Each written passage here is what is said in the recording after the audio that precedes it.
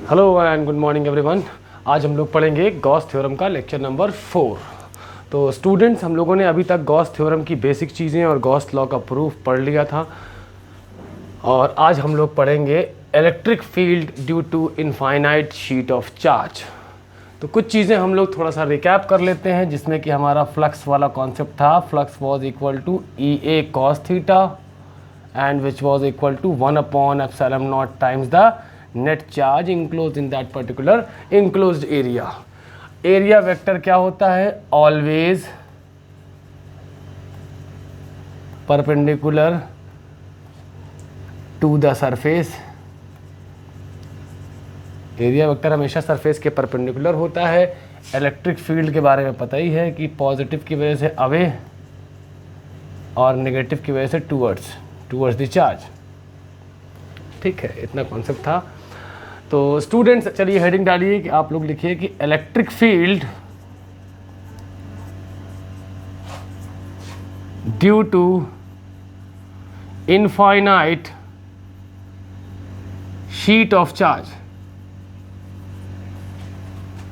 Electric field due to infinite sheet of charge. There is sheet which is having a charge and the size of sheet is infinite। जैसे मान लो एक sheet है हमारे पास, जिसके पूरे में क्या बिखरा हुआ है? Positive charge.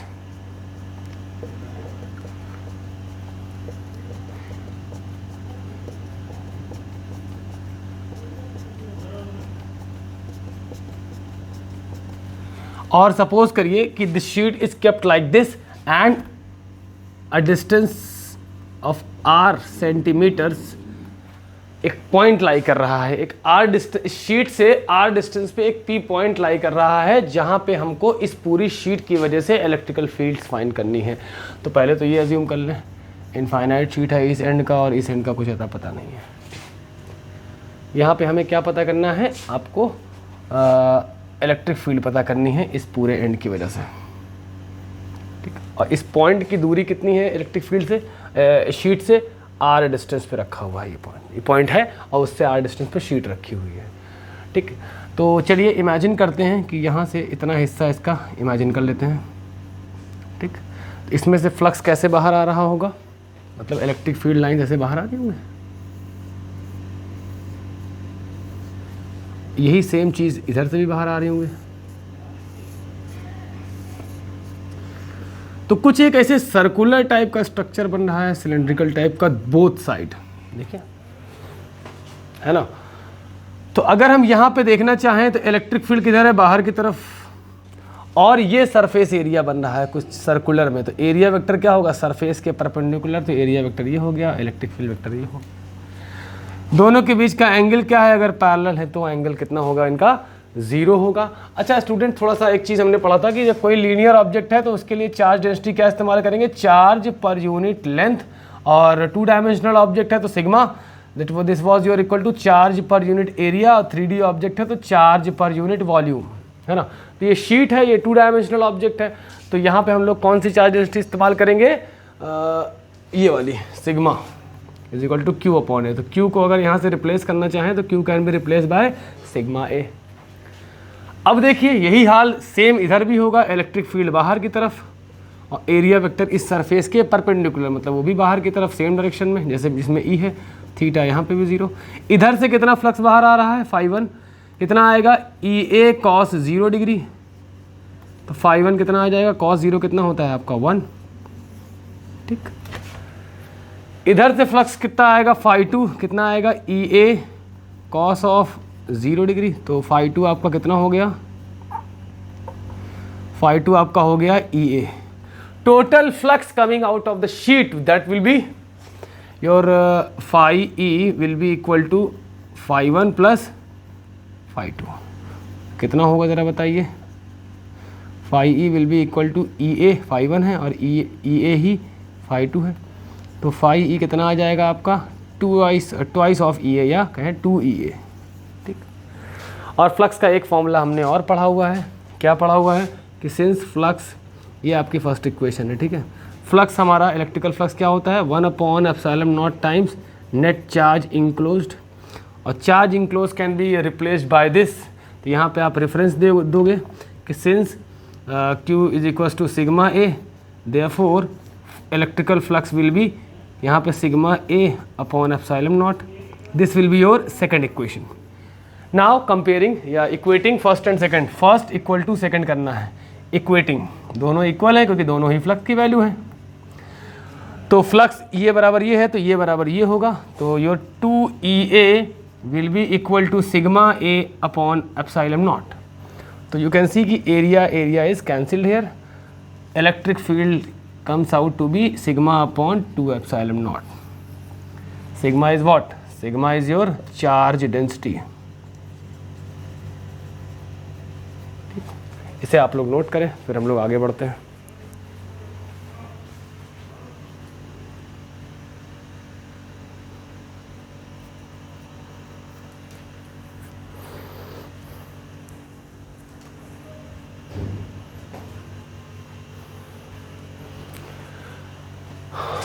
तो ये चीज़ मेरे ख्याल से आप लोगों को समझ में आ गई होगी।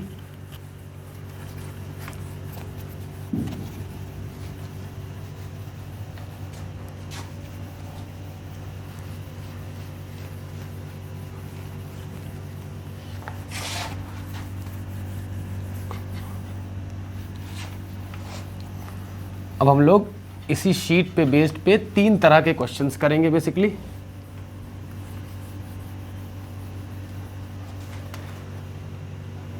पहली बात तो ये कि कोई भी शीट है, इसकी वजह से इलेक्ट्रिक फील्ड हमारी कितनी आई है, sigma upon 2 epsilon naught sigma. हाँ तो students, electric field due to infinite sheet of charge की वजह से कितनी आई है, E is equal to sigma upon 2 times of epsilon naught, जिसमें सिग्मा क्या है आपका चार्ज डेंसिटी है। अब हम लोग इसी पे बेस्ड क्वेश्चंस करेंगे। तो हमारा पहला क्वेश्चन है कि जैसे मान लो ये शीट है, it is having a positive charge and it is having a charge density as sigma, and there is another plate,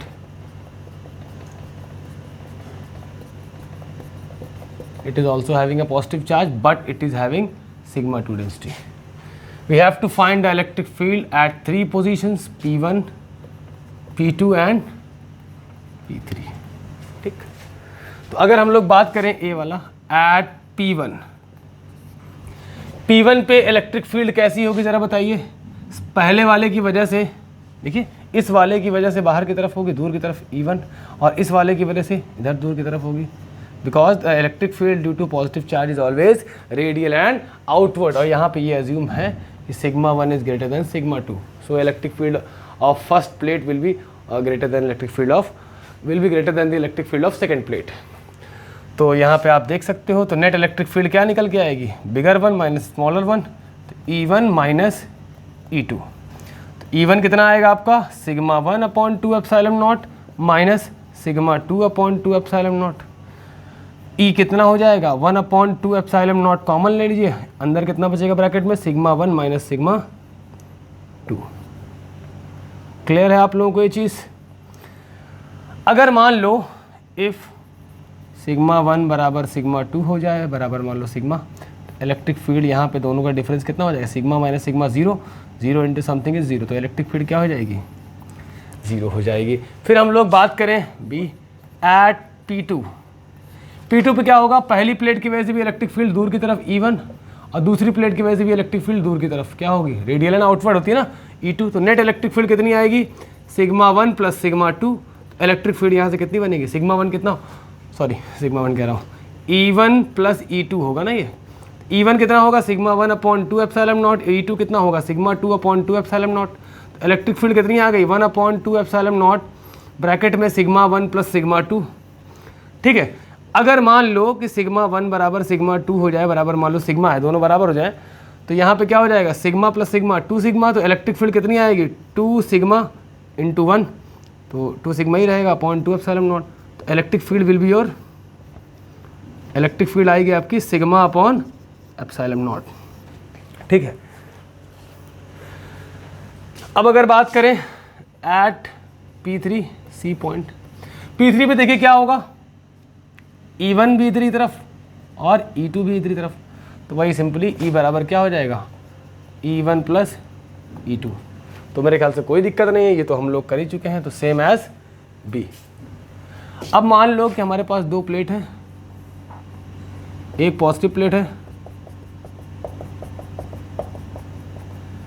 और एक आपकी negative. Positive pay sigma 1 charge density और नेगेटिव पे सिग्मा 2। तो नेगेटिव नेगेटिव है इसमें पूरा, सिग्मा 2 क्या है, नेगेटिव है। ठीक, 3 पॉइंट्स यहाँ पे भी हैं। ये पहला क्वेश्चन था, ये दूसरा क्वेश्चन है। यहाँ पे पहला पॉइंट क्या है, P1, दूसरा क्या है P2 और तीसरा क्या है P3। अब हम लोग बात करेंगे एट P1 पे क्या हो रहा है भाई, चला गौर से देखिए। पॉजिटिव चार्ज की वजह से फील्ड बाहर की तरफ होगी, इधर क्या जाएगा E1, और नेगेटिव भी अपने ही तरफ लेगा फील्ड। तो दोनों सेम डायरेक्शन में है, तो E बराबर कितना हो जाएगा आपका, E1 plus E2। Calculation as usual. और B देखिए, एट P2 की बात करें तो P2 पे पॉजिटिव की वजह से पहली वाली फील्ड तो दूर जा रही है E1, और दूसरी वाली फील्ड अंदर की तरफ जाएगी नेगेटिव की वजह से। तो यहाँ पे E इज इक्वल टू कितना आएगा, E1 माइनस E2। C की बात करें एट P3 तो इलेक्ट्रिक फील्ड कितनी आएगी, देखिए पॉजिटिव की वजह से दूर की तरफ E1 और नेगेटिव की वजह से अंदर की तरफ E2। तो यहाँ क्या होगा, E1 माइनस E2। ये माइनस इसलिए होगा क्योंकि E1 sigma 1 is greater than sigma 2। ठीक है, आई होप कि आप लोगों को ये चीज़ समझ में आई होगी। इस तरह नोट करें, फिर हम लोग आगे बढ़ते हैं।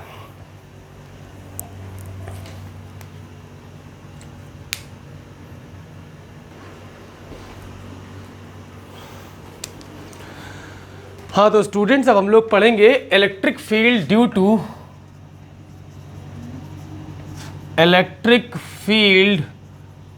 Due to uniformly charged thin spherical shell. एक ऐसी स्फेरिकल शेल जो कि यूनिफॉर्मली चार्ज है, मतलब उस पर चार्ज क्या है, यूनिफॉर्मली डिस्ट्रीब्यूटेड है। तो शेल का मतलब अंदर से हॉलो स्फीयर कह सकते हो एक तरह से ये।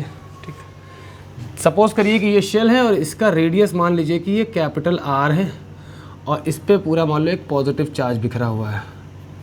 ठीक है, कूलम्स लॉ में ही मैंने बताया था कि कभी भी कोई चीज़ की डिस्टेंस लेनी होती है तो हमेशा चार्ज बॉडी के सेंटर से लिया जाता है। तो मान लो कि चार्ज बॉडी के सेंटर से R डिस्टेंस पे कोई P पॉइंट लाई कर रहा है, जहाँ पे हमें इस पूरी थिन स्फेरिकल शेल की वजह से इलेक्ट्रिकल फील्ड निकालनी है। ठीक, तो चलिए इसको थोड़ा अलग से बनाते हैं, थोड़ा सा भी क्लियर होगा ये कि ये पॉजिटिव चार्ज पूरे में बिखरा हुआ है।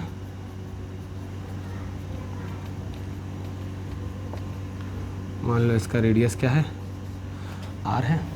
ठीक, और इसके सेंटर से इस साइड में कहीं स्मॉल r डिस्टेंस पे कोई P पॉइंट लाई कर रहा है, जहाँ पे हमें क्या बनाना है, इलेक्ट्रिकल। थोड़ा सा और कम कर लो क्योंकि सर्किल बनाना होगा ना यहाँ से। मान लो यहाँ पे कोई P पॉइंट लाई कर रहा है, हमें ये इतना, ये आपका P पॉइंट है। यहाँ पे हमें क्या चाहिए, इस स्फेरिकल शेल की वजह से इलेक्ट्रिकल फील्ड चाहिए। तो देखिए कूलम्स लॉ में आपको गॉस थ्योरम में मैंने ऑलरेडी बताया था कि जिस पॉइंट पे चाहिए हो उस पॉइंट से एक तुरंत सर्किल बना देते हैं, उस पूरे दायरे को कवर अप कर देते हैं। You all can see that. अब अगर आप देखो तो ये पॉजिटिव चार्ज फील्ड कैसे दे रहा होगा, बाहर की तरफ, ये वाला बाहर की तरफ, ये वाला इधर की तरफ, ये वाला बाहर की तरफ। मतलब electric field will be radial and outward. It will be somewhat like a positively charge point charge है। तो ये शेल कैसे ट्रीट होगी आपकी, एक पॉइंट चार्ज की तरह ट्रीट होगी। तो इस P पॉइंट पे अगर हम इलेक्ट्रिकल फील्ड निकालना है हमें, तो यहाँ पे इलेक्ट्रिक फील्ड का डायरेक्शन कितना होगा, बाहर की तरफ होगा। इलेक्ट्रिक फील्ड का डायरेक्शन बाहर की तरफ, और एरिया वेक्टर क्या बनेगा, always perpendicular to the surface. तो इसके परपेंडिकुलर क्या होगा, ये होगा। तो दोनों के बीच का एंगल, इलेक्ट्रिक फील्ड और एरिया वेक्टर के बीच का एंगल कितना हो गया, 0 डिग्री। तो फ्लक्स कितना होता है, general formula EA cos of 0 degree. तो इलेक्ट्रिकल फ्लक्स यहाँ से कितना आ जाएगा, EA, क्योंकि cos 0 डिग्री कितना होता है आपका, 1 होता है। तो अगर हमें एक इस फॉर्मूले को यहाँ पे लिख लें, EA is equals to phi E is equals to EA, और इसको मार्क कर देते हैं फर्स्ट इक्वेशन। ठीक है, अब हमने फ्लक्स का एक मास्टर फॉर्मूला पढ़ रखा है, that is your 1/ε0 times net charge enclosed. मान लो इस पे पूरे पे क्यू चार्ज बिखरा हुआ है, तो it would be your Q/ε0 and it would be φe। तो देखिए ना, दोनों इक्वेशन, दोनों ही फ्लक्स की वैल्यू है, तो EA बराबर क्या हो जाएगा आपका Q/ε0। तो EA आप यहाँ पे लिखोगे 1 = 2, तो EA बराबर क्या हो जाएगा Q/ε0। ए क्या है, ये एरिया वेक्टर, जो ये एरिया वेक्टर तो है ही है, लेकिन ये जो सरफेस एरिया जिस दायरे के अंदर ये आ रहा है, तो ये क्या है, एक स्मॉल r रेडियस का स्फीयर है। तो इसका कर्व सरफेस एरिया कितना होगा 4πr²। यहाँ पे R² नहीं होगा, क्योंकि हमें R यहाँ पे क्या है, small r is greater than R। तो ये पूरा दायरा उसके अंदर में आएगा, गॉसियन सरफेस पूरा, ठीक है। तो एरिया क्या रखेंगे 4πr² Q/ε0। तो इलेक्ट्रिक फील्ड कितनी आ जाएगी Q/4πr²ε0। तो यहाँ पे आप देखेंगे कि इसको अरेंज करके लिखेंगे तो कितना आएगा 1/4πε0 Q/r² न्यूटन पर कूलम। तो ये आ गया कब के लिए, जब small r is greater than R। मतलब it is the point where the electric field is to be found is greater than the radius of the sphere, मतलब it is lying on the outside, ठीक है। अब अगर बात करें हम इसको अगर हम चेंज करना चाहें, आपने क्या पढ़ा है, सरफेस चार्ज डेंसिटी की बात हो रही है, तो यहाँ पे कितना आएगा चार्ज पर यूनिट एरिया, इसका एरिया लिया जाएगा ना, क्योंकि इसके सरफेस पे है, तो चार्ज पर यूनिट एरिया। तो इस वाले इस शेल का सरफेस एरिया कितना आएगा 4πR²। तो you can replace the Q by sigma into 4πR² is equal to क्या आएगा Q। तो Q को यहाँ रिप्लेस करोगे तो इलेक्ट्रिक फील्ड कितनी आ जाएगी 1/4πε0। Q की जगह क्या होगा sigma into 4πR² upon small r², ठीक है। ये हो गया, देखिए 4π से 4π कैंसिल आउट हो रहा है, तो इलेक्ट्रिक फील्ड कितनी आ रही है sigma upon ε0 R² upon small r²। तो ये भी एक फॉर्मूला आ गया। अगर मान लो एट सरफेस, दूसरा केस क्या है, ये पहला केस था, मान लो ये आपका पहला केस था कि small r is lying is greater than R। अगर बात करें एट सरफेस की, मतलब आपका स्मॉल r बराबर क्या हो गया R। तो यहाँ पे रिप्लेस करिए स्मॉल r को R से, तो इलेक्ट्रिक फील्ड कितनी आ जाएगी 1/4πε0 Q/R² न्यूटन पर कूलम। और अगर इस फॉर्मूले में रिप्लेस करेंगे स्मॉल r बराबर R, तो कितना हो जाएगा ज़रा बताइए। तो इलेक्ट्रिक फील्ड कितना आ जाएगा sigma upon ε0 R² upon small r² है, तो वो R² के बराबर हो जाएगा। तो ये कितना आ जाएगा, इलेक्ट्रिक फील्ड कितनी आ जाएगी सिग्मा अपॉन ε0, ठीक है। इसे नोट करें आप लोग।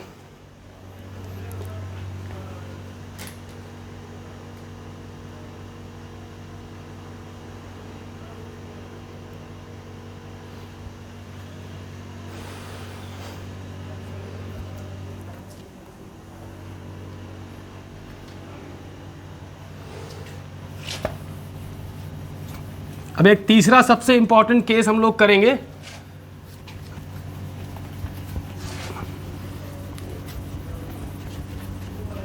आप लोग पॉज करके नोट कर सकते हैं। तीसरा सबसे इंपॉर्टेंट केस है आपका, थर्ड केस इज योर कि if small r is less than R, मतलब inside the shell, inside the shell. चलिए इसको भी करके देखते हैं। मान लीजिए ये हमारी थिन स्फेरिकल शेल है, इस पे पॉजिटिव चार्ज बिखरा हुआ है पूरे में, ठीक है, ठीक। और ये इसका रेडियस है R। और मान लो कि यहाँ से यहाँ पे कोई P पॉइंट लाई कर रहा है जिसकी दूरी सेंटर से कितनी है स्मॉल r है, और यहाँ पे क्लियर कर दिया ना कि small r is less than R, मतलब यहाँ पे R बड़ा है। तो हम लोग क्या करेंगे, जहाँ पे बोलेगा वहाँ पे एक स्फीयर बना देंगे। तो हम अगर फ्लक्स का फॉर्मूला देखें तो क्या आएगा EA cos θ। अभी cos θ वगैरह कुछ नहीं निकालते, ठीक है, डोंट वरी अबाउट दैट। यहाँ थोड़ा सा स्पेशल मामला है। और टोटल फ्लक्स क्या होता है भाई 1/ε0 टाइम्स नेट चार्ज इंक्लोज्ड, मतलब इस दायरे के अंदर कितना चार्ज इंक्लोज है। मतलब ये जो दायरा बना रखा है हमने सरफेस एरिया, इसके अंदर क्या कोई चार्ज इंक्लोज दिख रहा है आपको? कुछ नहीं है। मतलब यहाँ पे क्यू इंक्लोज्ड क्या हो जाएगा, ज़ीरो। तो zero into something is also zero, तो नेट इलेक्ट्रिक फ्लक्स कितना आ गया, ज़ीरो। अगर ये फर्स्ट इक्वेशन है, ये सेकंड इक्वेशन है, तो फर्स्ट इक्वल टू कितना करेंगे, सेकंड। तो ई ए कॉस थीटा कितना आ जाएगा आपका, ज़ीरो। तो ई इज इक्वल टू कितना आ जाएगा, zero upon A cos theta. तो यहाँ पे एक बात समझ में आई, E is equal to zero. तो electric field is zero, electric field is zero at all internal points, that is small R less than capital R. ये बात आप लोगों को मेरे ख्याल से समझ में आ गई होगी। शेल के अंदर जैसे ही आप जाएंगे, उस दायरे के अंदर इंक्लोज चार्ज, बाहर से मतलब नहीं है, उस दायरे के अंदर इंक्लोज चार्ज जो भी होगा वो ज़ीरो हो जाएगा, जिससे नेट इलेक्ट्रिकल फ्लक्स ज़ीरो हो जाएगा, और जिससे क्या होगा, हमारा नेट इलेक्ट्रिक फील्ड भी ज़ीरो हो जाएगी। तो students, it was all about your Gauss theorem, lecture number 4। मिलते हैं नेक्स्ट लेक्चर में। आपका चैप्टर है electric potential. So thank you.